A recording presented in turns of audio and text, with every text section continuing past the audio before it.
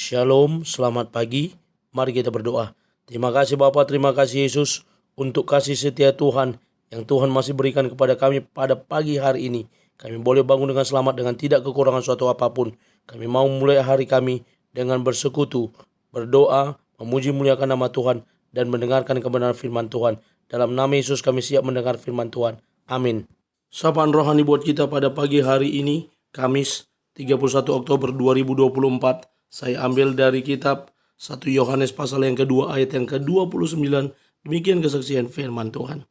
Jikalau kamu tahu bahwa ia adalah benar, kamu harus tahu juga bahwa setiap orang yang berbuat kebenaran lahir daripadanya.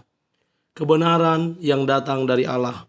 Ibu bapa saudara terkasih dalam nama Tuhan kita Yesus. Blaise Pascal berkata, keadilan dan kebenaran adalah dua hal yang begitu halus sehingga alat kita terlalu tumpul untuk menyentuhnya. Bagaimana kebenaran yang harus terungkap, berasal dari mana kebenaran tersebut. Yang namanya kebenaran tentu selalu berasal dari hal yang baik, yakni kita sebagai orang percaya mengimaninya bahwa kebenaran itu berasal daripada Allah. Kalau dalam sapaan rohani pada hari ini, Yohanes menggunakan kata lahirnya dari Allah, datangnya dari Allah, berasal dari Allah itu sendiri. Karena apa? Karena dia Tuhan, dia Allah yang kita sembah adalah benar. Dan kita diminta untuk mengetahui bahwa setiap orang yang berbuat kebenaran, datangnya, lahirnya dari Allah sendiri. Karena itu ibu bapak saudara terkasih dalam nama Tuhan kita Yesus.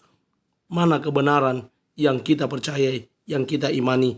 Sebagaimana saya kutip dari ringkasan Alkitab di Google, ketika seseorang menjalani kehidupan yang benar seperti Yesus, maka orang tersebut memiliki persekutuan dengannya.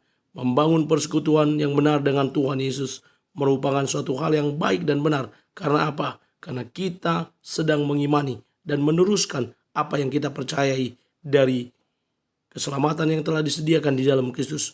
Dia yang berkata, akulah jalan dan kebenaran dan hidup. Tidak seorang pun sampai kepada Bapa kalau tidak melalui aku. Bagaimana dia yang berkata bahwa dialah jalan dan kebenaran, maka kita perlu percaya kepadanya. Lalu Petrus juga berkata dalam Kisah Para Rasul 4 ayat yang ke-12 bahwa di bawah kolong langit ini tidak ada nama lain yang diberikan oleh Allah yang olehnya kita diselamatkan kecuali nama Yesus saja. Dan ini kebenaran yang harus kita percayai, bahwa jalan keselamatan dan hidup yang kita jalani saat ini, yang kita percayai saat ini adalah sudah benar, sudah tepat, yakni di dalam Kristus Yesus. Bahkan dalam nats yang lain, Paulus juga mengingatkan bahwa keselamatan yang diperoleh itu adalah karena anugerah melalui iman yang kita percaya kepada Yesus, dan itu semua tercatat di Alkitab. Ibu bapak saudara terkasih dalam nama Tuhan kita Yesus, ketika kita berbuat kebenaran, maka percayalah bahwa kebenaran itu juga akan mengungkapkan siapa dirinya, sebagaimana yang dikatakan oleh Aira, bahwa kebenaran akan selalu mencari jalan untuk mengungkapkan dirinya.